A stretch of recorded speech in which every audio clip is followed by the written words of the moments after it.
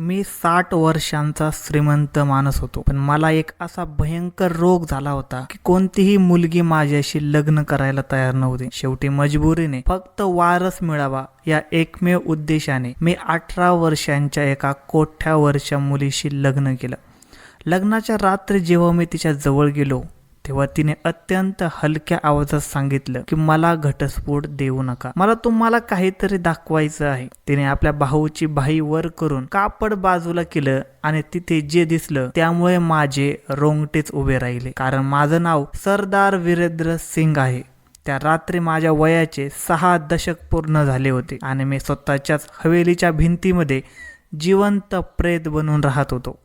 माझ्याकडे अपार संपत्ती होती, कोट्याधीश जहागीर, बँक बॅलन्स, इतकं की 7 पिढ्या बसून खात राहिला तरीही संपणार नव्हतं. पण या सगळ्याचा मालक असूनही मी आतून पूर्णपणे रिकामा होतो. ही संपत्ती माझा अभिमान नव्हती, ती माझ्या पायातली बेडी होती. रोज रात्री या संपत्तीच्या बिछाण्यावर झोपत होतो आणि जळत्या त्वचेच्या वेदनेने जागत होतो. मला एक विचित्र रोग होता. डॉक्टर त्याला गंभीर त्वचा रोग म्हणाले. लोक देवाची शिक्षा म्हणाले. माझी त्वचा माझी राहिली नव्हती. लाल खवले, सतत जळजळ आणि खाज सुटणे यामुळे मी त्रस्त होतो. मी सगळीकडे उपचार करून पाहिलं, लंडन, स्वित्झर्लंड, जडीबुटी, दर्गा, पण काहीच फायदा झाला नाही. लहानपणी मी अगदी निरोगी होतो. तरुणपणी फार देखणा समजला जायचो. लोक मला पाहण्यासाठी उत्सुक असायचे, कारण मी सरदार रणविजय सिंग यांचा एकुलता एक मुलगा होतो. पण 30 वर्षांचा असताना हा रोग सुरू झाला. सुरुवातीला कमरेवर फक्त एक डाग, मग बाहूवर, नंतर संपूर्ण शरीरावर आणि शेवटी तो चेहऱ्यापर्यंत सुद्धा पोहोचला. आज 60 वर्षांचा असताना मी आरशाकडे देखील पाहू शकत नव्हतो. स्वतःचा चेहरा पाहून मी घाबरायचो. माझे नौकर देखील माझ्याकडे सरळ पाहू शकत नव्हते. जेव्हा ते माझ्या जवळ यायचे तेव्हा त्यांच्या चेहऱ्यावर भीती आणि किळस स्पष्ट दिसायची. मी त्यांना आदेश दिला होता की माझ्या खोलीत येताना चेहऱ्यावर मास्क लावून येत जा. त्यांना वाटायचं की मी त्यांच्या तब्येतीची काळजी घेतो, पण खरं तर मी त्यांच्या डोळ्यात माझ्याबद्दलचा तिरस्कार पाहू शकत नव्हतो. मी पूर्णपणे एकटा होतो. माझी पहिली पत्नी 20 वर्षांपूर्वी गेली होती. ती माझ्या तरुणपणातील प्रेमी होती. फार सुंदर आणि जिवंत स्वभावाची होती. कदाचित माझ्या रोगाची अवस्था पाहून ती सहन करू शकली नाही. तिच्या जाण्याने मी फक्त पैसा कमवत राहिलो, रोग लपवत राहिलो आणि अधिकाधिक एकटा होत गेलो. आता मी 60 वर्षांचा झालो होतो. हाडं कमजोर होत होती आणि मला फक्त एकच भीती सतावत होती, ती म्हणजे वारसाची. माझा कोणीही स्वतःचं नव्हतं, ना मुलगा ना मुलगी. मी गेल्यावर दूरचे नातेवाईक या हवेलीवर आणि माझ्या संपत्तीवर तुटून पडतील आणि सगळं लुटून नेतील. ही कल्पनाच मला रोगापेक्षा जास्त त्रास द्यायची. मला कोणत्याही किमतीने एक वारस हवा होता. मागील 5 वर्षात मी अनेक चांगल्या घराण्यात लग्नांचा निरोप पाठवला. मी अर्धी संपत्ती द्यायला सुद्धा तयार होतो. फक्त एक मूल हवं होतं, एक कायदेशीर वारस. सुरुवातीला लोकांना माझ्या पैशाची चमक आकर्षित करायची. ते आपल्या मुले घेऊन यायचे, पण जसं त्यांनी मला पाहिलं किंवा माझ्या हातावरील हातमोजे काढलेले पाहिले तसे ते घाबरायचे. मग कोणी बहाणा करायचं की मुलगी अजून शिकते, कोणी म्हणायचं अजून खूप लहान आहे. सगळं खोटं. खरं तर कोणीही आपली मुलगी अशा माणसाला द्यायला तयारच नव्हतं, ज्याचं शरीर सडत होतं आणि चेहरा भयानक झाला होता. कोणीही आपली मुलगी माझ्या बिछाण्यापर्यंत पाठवायला तयार सुद्धा नव्हतं. मी खूप थकलो होतो, पूर्णपणे तुटलो होतो. त्या रात्रीही असंच झालं. मी माझ्या अभ्यासिकेत बसलो होतो. बाहेर पाऊस कोसळत होता आणि आत माझी त्वचा जळत होती. मी माझ्या व्यवस्थापक रणजितला बोलवलं. रणजित गेली 25 वर्ष माझ्यासोबत होता. फार विश्वासू, किंवा असं म्हणावं की फक्त माझ्या पैशांचा विश्वासू. तो माझा संपूर्ण व्यवसाय सांभाळायचा. तोच माझे डोळे आणि कान होता. तो एकमेव माणूस होता जो मला रोग असूनही माझ्यासमोर सहज बसू शकायचा, कारण तो माझा रोग नव्हे तर माझे पैसे पाहायचा. तो आला आणि नेहमीप्रमाणे कोणताही भाव न दाखवता म्हणाला, सरदार साहेब बोलावलं. माझा आवाज कापत होता. मी म्हणालो, रणजित. सगळ्यांनी नकार दिला. शेवटची आशा होती ती राठोड घराण्याची. त्यांनी देखील नकार दिला. रणजित काही क्षण शांत उभा राहिला. त्याची ही शांतता मला आतून ओरडायला भाग पाडत होती. मी विचारलं, मी काय करू रणजित? असाच मेलो तर सगळं त्या लुटारूंना सोडून जावं लागेल. रणजित काही क्षण विचार करून हळूच म्हणाला, जर तुम्ही वाईट मानणार नसाल तर एक मार्ग आहे. मी लगेच अस्वस्थ होऊन विचारलं, कोणता मार्ग? तुम्हाला इथे डॉक्टर नाही, उपचार नाही, तुम्हाला पत्नीही नकोय, तुम्हाला फक्त वारस हवं आहे आणि एक आई हवी आहे. मी थक्क झालो. म्हणजे तुम्हाला चांगली घराणे आपल्या मुलीची इज्जत आणि समाज पाहतात म्हणून तुम्हाला नकार देतात, पण काही ठिकाणी फक्त सौदा होतो. हे ऐकून माझ्या कपाळावर घाम सुटला. मी त्याचा इशारा समजलो होतो. मी म्हणालो, रणजित तू शुद्धीत तर आहेस ना, मला बाजारात जायला सांगतोयस? तो डोकं हलवत म्हणाला, नाही सरदार साहेब, बाजारात जायचं नाही. बाजारातून एक सौदा करायची गोष्ट आहे. तुम्हाला अशी बाई हवी आहे जी तुम्हाला वारस देईल आणि बदल्यात जेवढी किंमत तुम्ही देणार त्याप्रमाणे घेईल. हे ऐकून माझं रक्त खवळलं. काय एखादी वेश्या माझ्या वारसाची आई बनेल? लोक काय म्हणतील? रणजित थंड हसत म्हणाला, सरदार साहेब, लोक आजही तुमच्याबद्दल काही कमी बोलतात. लोक तर तुमच्या मृत्यूची वाटच पाहतात, पण जेव्हा तुमचा वारस या हवेलीत जन्म घेईल तेव्हा कोणाची हिंमत होणार नाही की त्याच्या आईचं नाव विचारायचे. सगळे फक्त सरदार वीरेंद्र सिंग याचा मुलगा किंवा मुलगी म्हणतील. त्याच्या बोलण्याने माझ्या मनात विषच उतरवलं. तो खरं बोलत होता. मला वारस हवा होता, बाकी काही नाही. तरीही मनात आलं, एखाद्या बाजारूबाईचं रक्त, तिची जात. तेवढ्यात रणजित माझ्या खुर्चीजवळ येऊन अत्यंत हलक्या आवाजात म्हणाला, सरदार साहेब, मी सगळा बंदोबस्त करू शकतो. एका ठिकाणी मला माहीत आहे तिथे एक मुलगी आहे, अगदी नव्याने आली आहे, अजून कोणाच्या हाताला लागलेली नाही, पूर्णपणे पवित्र. तिची आई गेली आणि कर्ज राहिलं म्हणून कोठेवालीने तिला उचललं. तिचं वय फक्त 18 वर्ष. तिला पुढच्या कामासाठी तयार करत होते, पण मी मालकिनीला खूप मोठी रक्कम दिली आहे. ती तुमच्याशी लग्न करेल, तुमच्या मुलाला जन्म देईल आणि नंतर तुम्ही तिचं जसं ठरवाल तसंच होईल. हे ऐकून मी थक्क झालो. 18 वर्षांची, अजून कोणाच्या हाताला न लागलेली मुलगी. माझ्या जळक्या शरीराची आग अचानक थंड झाली. मला एक साफ सुधारा सौदा दिसला. मी तिला पैसे देईल, ती मला वारस देईल. ना समाजाचा तमाशा, ना नात्यांचा दिखावा. मी रणजितकडे पाहिलं. तो माझ्या निर्णयाची वाटच पाहत होता. माझ्या आयुष्यभराचा अभिमान माझ्या इच्छेसमोर हारला. मला वारस हवा होता म्हणून मी डोळे मिटून म्हणालो, तयारी कर. दुसऱ्या दिवशी रणजितने सगळा बंदोबस्त केला. त्याने सांगितलं की मुलीला कोठ्यावरून बाहेर काढून एका सुरक्षित घरात ठेवलं आहे आणि तिथेच लग्न होईल. मी तयार झालो. उत्तम कपडे घातले, रोगट हातावर रेशमी हातमोजे चढवले आणि तीव्र सुगंध लावला जेणेकरून रोगाचा वासही लपेल. आम्ही शहराच्या टोकाला एका स्वच्छ छोट्या घरात पोहोचलो, जे रणजितने फक्त याच कामासाठी भाड्याने घेतलं होतं. ती मुलगी एका कोपऱ्यात घाबरून बसली होती.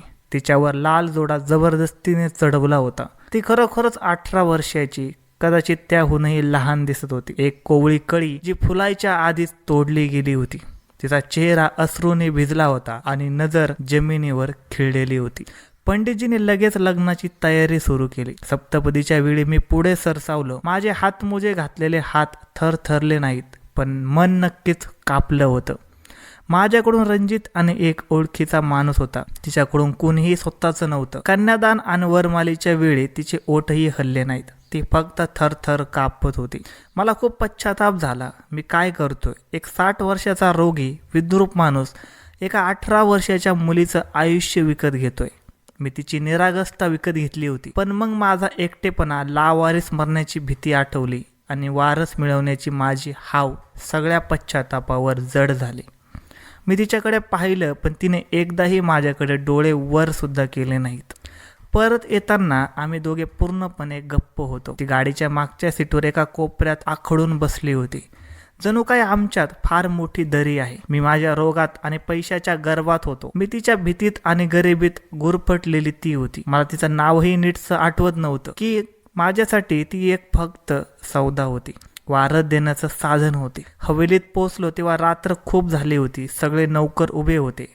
त्यांच्या डोळ्यात आश्चर्य होतं, कारण ते नव्या सरदारनेला पाहत होते. रणजितने आधीच त्यांना ताकीद दिली होती, म्हणून नौकरानीने तिला थेट माझ्या खोलीतच घेऊन गेली. तीच खोली जी माझ्या पहिल्या पत्नीच्या जाण्याने 20 वर्ष रिकामी पडली होती किंवा माझ्या रोगामुळे कायम भरलेली होती. मी थोडा वेळ अभ्यासिकेत बसलो, स्वतःला सावरत होतो. मला माहीत होतं की मी नवरा आहे, खरेदीदार आहे आणि आज मला माझ्या विकत घेतलेल्या वस्तूचा सामना करायचा होता. जेव्हा मी खोलीत गेलो तेव्हा ती बिछाण्याच्या कोपऱ्यात गुडघ्यात तोंड खुपसून बसली होती. तोच लाल जोडा अजूनही अंगावर होता. मी दरवाजा लावल्या. आवाज ऐकून तिने डोकं वर केलं आणि तिच्या डोळ्यातील भीती पाहून मी अंतकरणापर्यंत हादरलो गेलो. ती मला अशी पाहत होती जणू काय समोर मृत्यू उभा आहे. तिची नजर माझ्या चेहऱ्यावर, माझ्या खराब त्वचेवर, बिघडलेलं नाक, कान, ओठावर आणि नंतर माझ्या हातमोज्यांवर गेली. तिला लगेच समजलं की मी कोणत्या रोगाने ग्रासलो आहे. ती माझ्या रूपाने आणि याच भयंकर सत्याने थरथर कापत होती की आता तिला आयुष्यभर माझ्यासारख्या माणसासोबत राहावं लागणार आहे. मला वाटलं मी तिला सांगावं की मी स्वतः रोज आरशात माझा चेहरा पाहून तोच घृणेचा भाव जाणवतो, पण मी गप्प राहिलो. मी हळूहळू तिच्या दिशेने चालत गेलो. ती घाबरून बिछाण्यावर मागे सरकत गेली, इतकी की तिची पाठ भिंतीला टेकली. तिला पळायला जागा उरली नव्हती. मी तिच्या अधिक जवळ जात होतो. कदाचित तिच्याशी बोलायचं होतं, विश्वास द्यायचा होता, किंवा फक्त एवढंच सांगायचं होतं की मला तिच्यापासून काही हवं नाही, फक्त एक वारस हवा आहे. मी हातमोजा घातलेला हात तिच्या दिशेने पुढे केला. ती ओरडली नाही, तिचा आवाज दाबला गेला होता. तिने लगेचच अश्रू पुसले. कापणारा आवाज सावरला आणि माझ्याकडे पाहत म्हणाली, मला घटस्फोट देऊ नका. मी थक्क झालो. मी तर काही वेगळं बोलणार होतो, पण तिने माझ्या मनातल्या उलटच गोष्ट सांगितली. मी तिच्याकडे पाहतच राहिलो. कदाचित माझी शांतता तिने चुकीच्या अर्थाने घेतली. ती लगेच पुढे म्हणाली, मला तुम्हाला काहीतरी दाखवायचं आहे. ती एक क्षण थांबली, माझा चेहरा पाहत राहिली, जणू काही माझ्या मनात वाचायचा प्रयत्न करत होती. मी काही बोलायच्या आधीच तिने आपल्या ब्लाऊजची बाही वर करायला सुरुवात केली. तिचा हार थरथरत होता. तिने बाही कोपऱ्यापासून वर सरकवली आणि दाखवलं. तिच्या पांढऱ्या शुभ्र त्वचेवर एक जुनी खून होती. काही अक्षर, एक खास चिन्ह जे वेळेने थोडं फिक्क झालं होतं, पण अगदी स्पष्ट दिसत होतं. मी ती खून एकदा पाहिली आणि माझे पाय जमिनीत रुतल्यासारखे झाले. श्वास अडकला. खोलीतली हवा जणू थांबली. माझ्या त्वचेवरची सततची जळजळ त्या क्षणी थंड झाली. रोंगटे उभे राहिले. मी अवघडलेपणाने बोललो, ही खून, हे कसं शक्य आहे? त्या एका क्षणात मी त्या 18 वर्षाच्या मुलीला, त्या खोलीला, माझ्या रोगाला सगळं विसरलो. माझं मन 20 वर्ष मागे गेलं. मी परत त्या दिवसापर्यंत पोहोचलो जेव्हा माझी पहिली पत्नी गेली होती. ती आता या सजावटीच्या खोलीत नव्हतो, या 18 वर्षाच्या मुलीसमोर नव्हतो. मी 20 वर्ष मागे गेलो होतो. माझ्या जखमावर मी पैसा आणि रोग याची जी मलमपट्टी केली होती ती अचानक उघडी झाली होती. मी सरदार वीरेंद्र सिंग होतो, पण तेव्हा हा रोगी आणि विद्रूप वीरेंद्र सिंग नव्हता. तो 30 वर्षाचा सुंदर, ताकदवार आणि गर्विष्ठ वीरेंद्र सिंग होता. माझं आयुष्य परिपूर्ण होतं. माझ्याकडे अपार संपत्ती आणि माझी पत्नी कनिष्का होती, जी माझी शान होती. तिची सुंदरता अतुलनीय होती आणि तिचं प्रेम माझा सर्वात मोठा आधार होता. आम्ही दोघे फार सुखात होतो. आमच्या लग्नाला 5 वर्ष पूर्ण झाली होती आणि मी त्या सुखी जगात पूर्णपणे बुडालो होतो. मग एक दिवस माझ्या कमरेवर एक छोटासा डाग दिसला. मी त्याकडे दुर्लक्ष केलं, पण हळूहळू तो डाग माझ्या बाहूंवर पसरू लागला. मी मोठमोठ्या डॉक्टरांना दाखवलं, पण कोणालाच काही समजलं नाही. एक दुर्मिळ रोग असल्याचं सांगितलं. हळूहळू हा रोग माझ्या चेहऱ्यापर्यंत पोहोचला. माझी त्वचा लाल होऊ लागली आणि त्यावर खवले जमा होऊ लागले. मी आरशात स्वतःला पाहून घाबरायचो, पण सर्वात जास्त भीती मला कनिष्काच्या डोळ्यात दिसून आली. जी बाई माझ्यावर जीवापाड प्रेम करायची, ती आता माझ्याकडे पाहायला देखील घाबरू लागली. तिने माझ्या खोलीत येणं कमी केलं आणि माझ्याजवळ बसणं टाळू लागली. सुरुवातीला ती म्हणायची की हा रोग कदाचित संसर्गजन्य आहे, पण डॉक्टरांनी नाही असं सांगितल्यावरही तिची भीती आणि अंतर कमी झालं नाही. तिचे बहाणे बदलले, पण मन बदललं नाही. एके रात्री मी तिला समजवण्याचा खूप प्रयत्न केला. मी तिच्या जवळ गेलो तेव्हा ती अचानक मागे सरकली. तिच्या चेहऱ्यावर तो किळसपणा स्पष्ट दिसत होता. ती ओरडली, माझ्यापासून दूर राहा. वीरेंद्र सिंग, तुम्हाला पाहून मला किळस येते. ही तुमची विद्रूप त्वचा मी आता पाहू शकत नाही. ज्याचं शरीर हळूहळू कुजतंय, अशा माणसासोबत मी राहू शकत नाही. त्या शब्दाने माझ्या जळत्या त्वचेपेक्षा जास्त वेदना दिल्या. त्या रात्री मी अंतकरणाने तुटलो. त्या काळात माझा व्यवसाय भागीदार आणि बालपणीचा मित्र कबीर आमच्या घरी खूप येऊ जाऊ लागला होता. तो माझ्या भावासारखा होता. तो कनिष्काला सांत्वन द्यायचा आणि समजवायचा आणि मला देखील आधार द्यायचा. मी माझ्या रोगात आणि वेदनेत इतका बुडालो होतो की मला समजलंच नाही की तो माझा साथ देत नव्हता, तर उलट माझ्या जखमांना अधिक खोल करत होता. हळूहळू कनिष्का माझ्यापासून पूर्णपणे अलिप्त झाली. तिने स्वतंत्र खोली घेतली आणि एक दिवस माझ्याकडून घटस्फोट मागितला. तिने सांगितलं की आता या त्रासाला ती सहन करू शकत नाही आणि मी तिला मुक्त करावं. मी तिला खूप अडवलं, तिच्या पायावर लोटांगण घातलं, अगदी अर्धी संपत्ती द्यायला तयार झालो, पण तिच्या डोळ्यात फक्त तिरस्कार होता. मी हारलो होतो आणि शेवटी मी तिला घटस्फोट दिला. ती त्याच दिवशी हवेलीतून निघून गेली. मला वाटलं ती आपल्या आई बाबांकडे गेली असेल. ती महिने त्या वेदनेत जगलो. मग मला कळलं की कनिष्का त्याच आठवड्यात कबीरशी लग्न करून देश सोडून गेली होती. हा धोका घटस्फोटापेक्षा मोठा होता. माझ्या मित्रानेच माझी बायको हिसकावली होती. त्या दिवसापासून मी कनिष्का आणि कबीर यांचं नावही घेतलं नाही. मी फक्त पैसा कमावत राहिलो. मी अधिकाधिक विद्रूप, श्रीमंत आणि एकटा होत गेलो. आणि आज 20 वर्षानंतर जेव्हा मी त्या मुलीच्या बाहूवरची ती खून पाहत होतो, तेव्हा ती माझ्या भूतकाळातून बाहेर पडू शकत नव्हतो. माझी नजर त्या खास खुनेवर खेळली होती. मला आठवलं की खूप वर्षापूर्वी कॉलेजमध्ये जेव्हा मी आणि कबीर पोहायला गेलो होतो, तेव्हा त्याच्या उलट्या बाहूवरची हीच खून होती. मी त्याला विचारलं होतं, तेव्हा तो हसत म्हणाला होता, ही खानदानी खून आहे. हीच ती खून होती, कबीरची खून. माझा विश्वास थांबला. ही मुलगी आणि कबीरची खून, हे कसं शक्य आहे?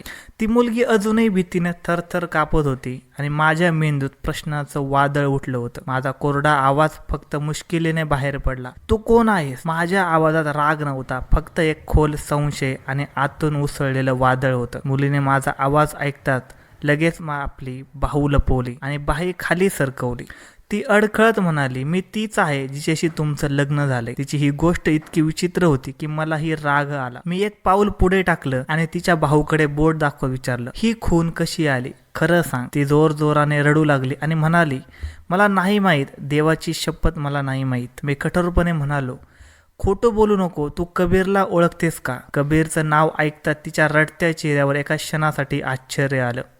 जणू काही तिने हे नाव पहिल्यांदाच ऐकलं असावं किंवा तिच्या नावाने तिला धडकी भरली असावी. तिने लगेच डोकं हलवलं आणि म्हणाली, नाही, मी कोणत्याही कबीरला ओळखत नाही. मी पुन्हा दबाव टाकला, मग ही खून कशी आली? हे योगायोग असू शकत नाही.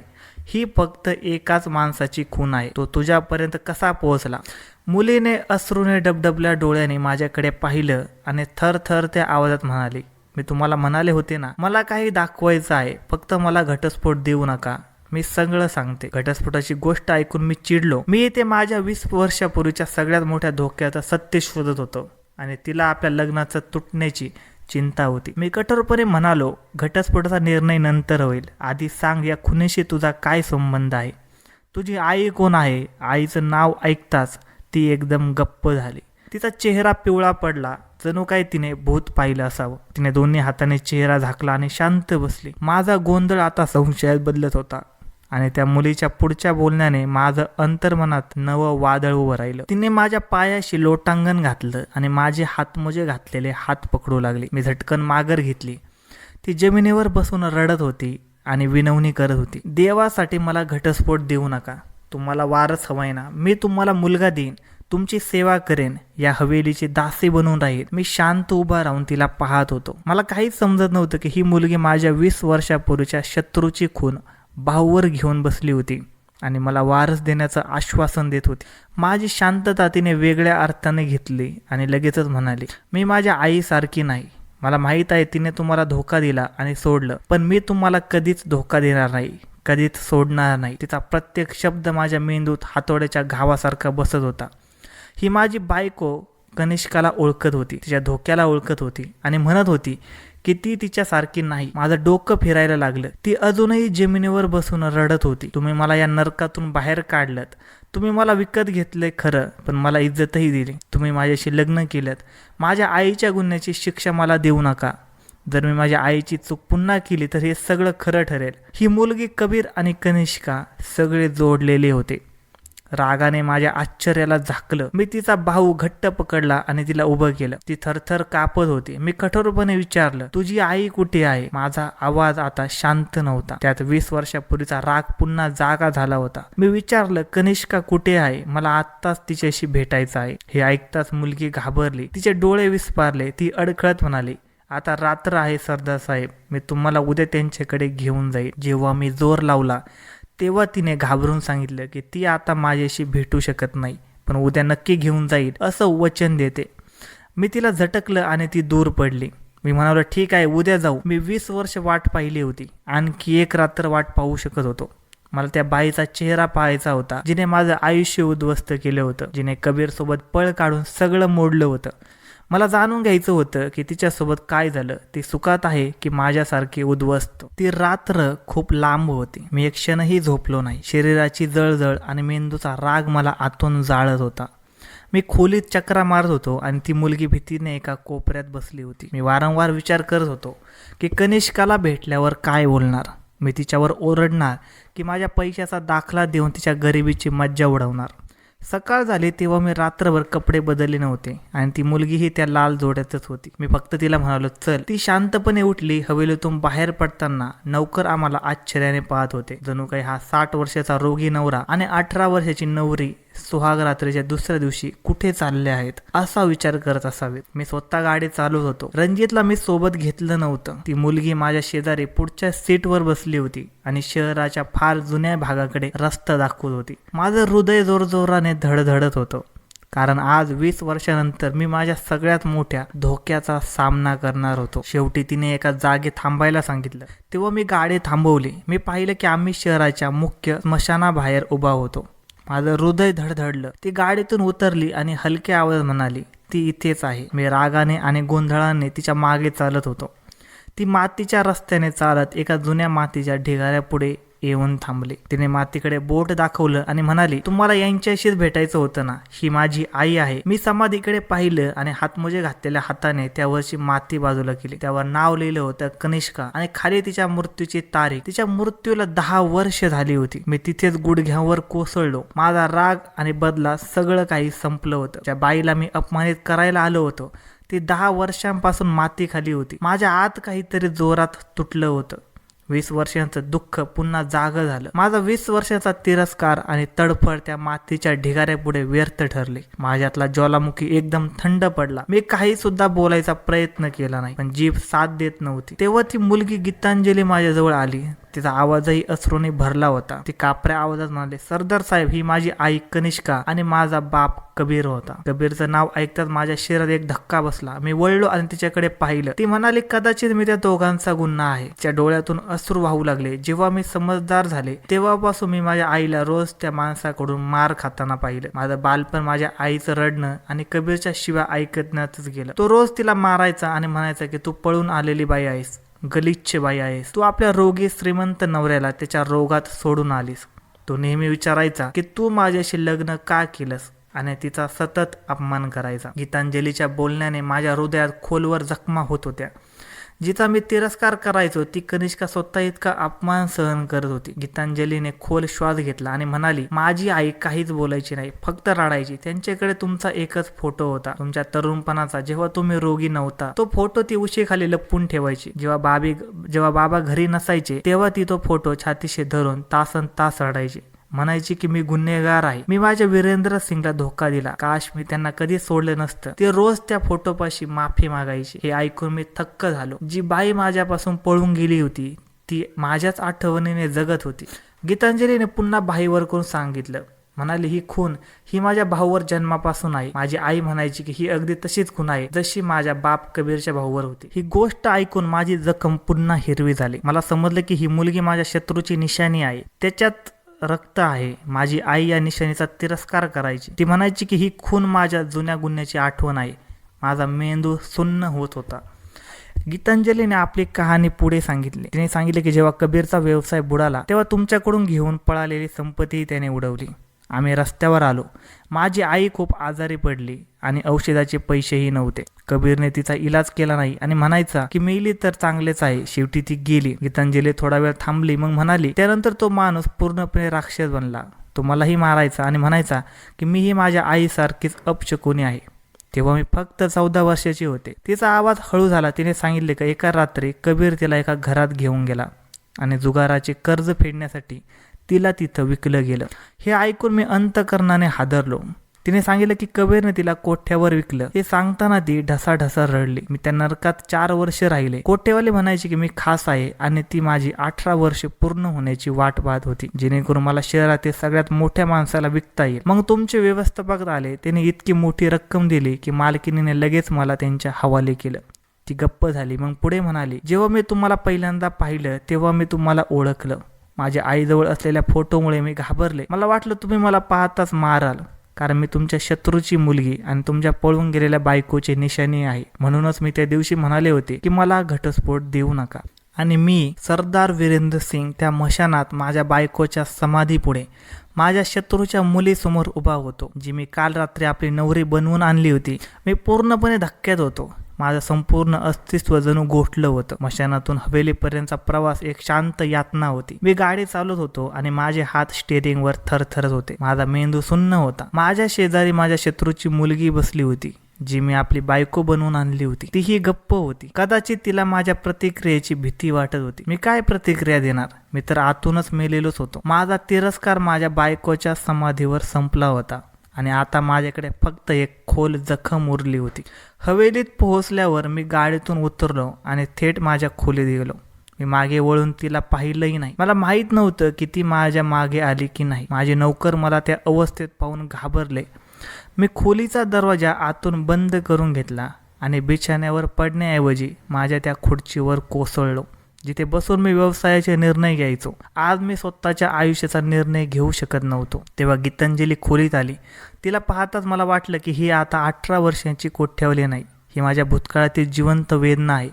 माझं शत्रूचं रक्त माझ्या धोकेबाज बायकोची निशाणी आहे. मी तिला काहीच बोललो नाही, फक्त डोळे मिटले. मी तिला बाहेर जायलाही सांगू शकलो नाही. कदाचित माझ्यात आता ताकद उरली नव्हती. अनेक दिवस गेले. मी खोलीत कैदच राहिलो आणि ती शांतपणे एका कोपऱ्यात बसलेली असायची. मी कधी जेवण आणायची, कधी पाणी आणायची, माझ्याजवळ यायचा प्रयत्न करायचे, पण मी तिचा हात झटकून द्यायचो आणि ओरडायचो, दूर राहा. एके रात्री ती माझं औषध घेऊन आली. तेव्हा मी ट्रे फेकून दिला आणि काचेचे तुकडे सगळीकडे विखरले. मी रागाने म्हणालो, निघून जा, मला तुझी सहानुभूती नकोय. ती रडत म्हणाले, मी कुठे जाणार? मी तिची गोष्ट तोडली. मी तुला फक्त वारसासाठी विकत घेतलं होतं, माझ्या शत्रूच्या मुलीशी लग्न करण्यासाठी नाही. ती माझ्या जवळ आली तेव्हा मी मागे सरकलो आणि म्हणालो, मला स्पर्श करू नकोस. तुला पाहिलं की मला कनिष्क आठवते, तिचा धोका आठवतो, कबीर आठवतो. तू त्या दोघांचा गुन्हा आहेस. ती जमिनीवर बसली आणि रडत माझे पाय पकडायला लागली. ती म्हणाली, सरदार साहेब, मी माझ्या आईसारखी नाही. तिने तुम्हाला सोडलं होतं. मी तर काहीच केलं नाही. मी तुम्हाला कधीच सोडणार नाही. मी तुमची बायको आहे, तुमची काळजी घेईन, माझ्यापासून दूर जाऊ नका. पण तिच्या बोलण्याचा माझ्यावर आता परिणाम होत नव्हता, कारण माझं हृदय दगडासारखं झालं होतं. तरीही तिने हार मानली नाही. दुसऱ्या दिवसापासून तिने आपल्या पूर्ण वागण्यात बदल केला. मी कितीही रागवलो, ओरडलो तरी ती माझं काम करत राहिली. वेळेवर औषध आणायची, स्वतःच्या हाताने माझ्यासाठी जेवण बनवायची. माझ्या रोगामुळे नौकर माझ्यापासून दूर राहायचे आणि मास्क घालूनच खोलीत यायचे, पण ती बिन मास्क माझ्या समोर यायची. माझी जळालेली खराब त्वचा पाहूनही तिच्या चेहऱ्यावर कधीही किळस दिसला नाही. एके रात्री माझा रोग खूप वाढला आणि त्वचा आगीसारखी जळू लागली. मी वेदनेने तडफडत खोलीतल्या वस्तू फेकत होतो. नौकर भीतीने बाहेर उभे होते, कुणी जवळ येत नव्हतं. तेव्हा ती धावत आली आणि मला सावरलं. मी तिला दूर करण्याचा प्रयत्न केला, पण तिची पकड फार मजबूत होती. तिने मला बसवलं, मलम स्वतःच्या हातावर घेतलं आणि माझ्या जळत्या मानेवर लावायला सुरुवात केली. मी शांत झालो. तिच्या हातात ना थरकाप, ना भीती, ना किळस. ती फक्त शांतपणे आपलं काम करत होती. मी आश्चर्याने तिचा हात पकडला आणि विचारलं, तुला माझ्या विद्रूप त्वचेची किळस येत नाही का? माझी पहिली बायको तर माझ्या चेहऱ्याचा तिरस्कार करायची. गीतांजलीने माझ्याकडे पाहिले. तिच्या डोळ्यात अश्रू नव्हते, उलट एक विचित्र शांतता होती. ती हळूच म्हणाली, तुमच्याशी कोण तिरस्कार करू शकतं? तिच्या या उत्तराने मी थक्क झालो. ती पुढे म्हणाले, तुम्ही फार चांगल्या मनाचे आहात. मी कटू हसत म्हणालो, मी तोच आहे ज्याने तुला विकत घेतलंय. पण ती डोकं हलवत म्हणाली, नाही, तुम्ही ते आहात ज्याने मला त्या नरकातून बाहेर काढलं, ज्याने मला माझ्या बापाच्या गुन्ह्यापासून वाचवलं. मला फक्त एकाच माणसाचा तिरस्कार आहे, तो म्हणजे माझा बाप कबीरचा, ज्याने माझ्या आईला मारलं आणि मला विकलं. तुम्ही तर मला वाचवलंय, मी तुमचा कसा तिरस्कार करू शकते? तिचं हे बोलणं ऐकून मी चक्क होऊन तिला पाहतच राहिलो. तिचे शब्द माझ्या कानात नव्हे, माझ्या आत्म्यात उतरत चालले होते. आतापर्यंत कोणीही मला चांगल्या मनाचं म्हणालं नव्हतं. माझ्या या जळालेल्या विद्रूप त्वचेमागे कोणीही माझं हृदय पाहिलं नव्हतं. कनिष्कानेही नाही, पण या मुलीने, माझ्या शत्रूच्या मुलीने माझ्या तिरस्काराच्या भिंतीला पहिली तडा दिली. त्या रात्री मी तिला मलम लावू दिलं. तिच्या हातांच्या स्पर्शात किळस नव्हती, उलट एक अनोखं आपलेपण आणि शांतता होती. त्या रात्री पहिल्यांदाच माझ्या शरीराची जळजळ कमी झाली आणि माझ्या आत्म्याची आगही थंड होऊ लागली. त्यानंतर सगळं बदललं. मी तिच्याशी भांडणं सोडलं, तिला दूर ठेवण्याचा प्रयत्न सोडला. ती माझ्या सावलीसारखी माझ्यासोबत राहू लागली. आता ती फक्त माझी बायको नव्हती, ती माझी काळजी घेणारी परिचारिका, माझी मैत्रीण बनली होती. ती माझ्यासाठी जेवण बनवायची, स्वतःच्या हाताने भरवायची, औषधांची काळजी घ्यायची, मला गोष्टी सांगायची आणि मला हसवण्याचा प्रयत्न करायची. जो मी 60 वर्षाचा रोगी आणि विद्रूप माणूस होतो, तो वर्षानुवर्षाने पुन्हा हसू लागलो. माझ्या हवेलीतील नौकरही थक्क झाले होते, कारण ते सरदार वीरेंद्र सिंगला बदलताना पाहत होते. मी पुन्हा आरशाकडे पाहू लागलो. रोग अजूनही होता, पण त्याची वेदना कमी झाली होती. कदाचित यासाठी की आता एकतरी व्यक्ती होती जिला माझ्या जळालेल्या त्वचेचा तिरस्कार नव्हता. आमचं नातं विचित्र होतं. ती माझी बायकोही होती, त्यात बाप लेकीसारखं आपुलकीचं नातंही होतं आणि मैत्रीचाही मान होता. ती माझ्या शत्रूची मुलगी होती, पण आता तीच माझ्या सगळ्यात मोठी साथी बनली होती. मी तिला कधीच सांगितले नाही की मी तिला मनोमन स्वीकारलं आहे, पण माझ्या वागण्यावरून ती सगळं समजली होती. एके रात्री ती माझ्या जवळ आली आणि माझ्या बिछाण्यावर बसली. मी तिला दूर केलं नाही. तिने हलक्या आवाजात म्हटलं, सरदार साहेब, माझ्या आईने तुम्हाला धोका दिला होता आणि माझ्या बापाने तुम्हाला लुटलं होतं. तुम्ही मला त्यांच्या गुन्ह्याची शिक्षा देणार का? मी तिच्या डोळ्यात तो जुना भीतीचा भाव पाहिला. मी हळूच म्हणालो, तुझ्या आईने मला सोडलं होतं आणि तू मला सावरलंस. हे माझं स्वीकारण्याचं बोलणं होतं. तिच्या डोळ्यातून अश्रू वाहू लागले. वेळ पुढे सरकत गेला. हवेलीची निराशा संपली आणि माझ्या अंतर्मनातील रिकामेपणाही संपत गेला. गीतांजलीने माझ्या आयुष्यात पुन्हा रंग भरले. मग एक दिवस तिने मला ती बातमी दिली ज्यासाठी मी हा सगळा सौदा केला होता. ती आई होणार होती, माझा वारस येणार होता. मी फार खुश होतो, पण आता मला हा वारस माझ्या साम्राज्यासाठी नको होता. मला हा वारस गीतांजलीसाठी हवा होता. आमच्या प्रेमाची निशाणी म्हणून मी तिला खूप जपलं, इतकं की माझा रोगही विसरलो. 9 महिने स्वप्नासारखे गेले आणि फिर तो दिवस उजाडला जेव्हा हवेलीतील 20 वर्षानंतर बाळाच्या रडण्याचा आवाज घुमला. रणजितनं येऊन माझं अभिनंदन केलं. सरदार साहेब, मुलगा झालाय. मी लगेचच खोलीत गेलो. गीतांजली थकलेली होती पण हसत होती. तिच्या शेजारी एक छोटंसं बाळ होतं. मी त्याला उचललं. तो माझ्या रक्ताचा नव्हता, माझ्या शत्रूचाही नव्हता. तो गीतांजलीचा मुलगा होता आणि माझा वारस होता. मी त्याला चुंबन दिलं आणि माझ्या डोळ्यातून अश्रू गळाले. मला ते सगळं परत मिळालं होतं जे मी गमावलंय असं समजलो होतो. काही दिवस गेले आणि गीतांजली आता बरी झाली होती. मी माझ्या मुलासोबत खेळत होतो आणि आयुष्यात पहिल्यांदाच इतकं सुख अनुभवत होतो. गीतांजली मला पाहत होती, पण तिच्या डोळ्यात पुन्हा तो जुना भीतीचा भाव परत आला. मी तिच्या जवळ गेलो आणि विचारलं, काय झालं गीतांजली, तू सुखी नाहीस का? ती माझ्या छातीवर डोकं ठेवून थरथरत्या आवाजात म्हणाली, सरदार साहेब, तुम्हाला वारस मिळाला, आता तुम्ही मला सोडणार तर नाही ना? तिची गोष्ट ऐकून मी एक क्षण थांबलो. तिची भीती बरोबर होती, कारण ज्यासाठी मी तिला घेऊन आलो होतो ते पूर्ण झालं होतं. मी पाहिजे तर तिला घटस्फोट देऊ शकत होतो. मी तिचा चेहरा वर करून घेतला. तिचे डोळे अश्रूने भरले होते. मी तिच्या डोळ्यात पाहिलं आणि म्हणालो, 20 वर्षानंतर माझ्या चेहऱ्यावर मनापासून आलेलं हे पहिलं हसू होतं. मी तिथे शब्द पुन्हा बोललो, सोडणार पागल, आयुष्याची शेवटची आशा कोणी सोडतं का? मी तिचं कपाळ चुंबलं. गीतांजलीने आरामाचा एक दीर्घ श्वास घेतला आणि माझ्या भाऊपाशात लपून गेली. मी वारसाच्या शोधात एक सौदा करायला निघालो होतो, पण नशिबाने मला त्याच्या बदल्यात एक नवं आयुष्य आणि खरं प्रेम दिलं. तर मित्रांनो, कथा कशी वाटली कमेंट करून नक्कीच सांगा. आणि कथा आवडली असेल तर व्हिडिओला लाईक आणि चॅनलला सबस्क्राईब करायला अजिबात विसरू नका. धन्यवाद.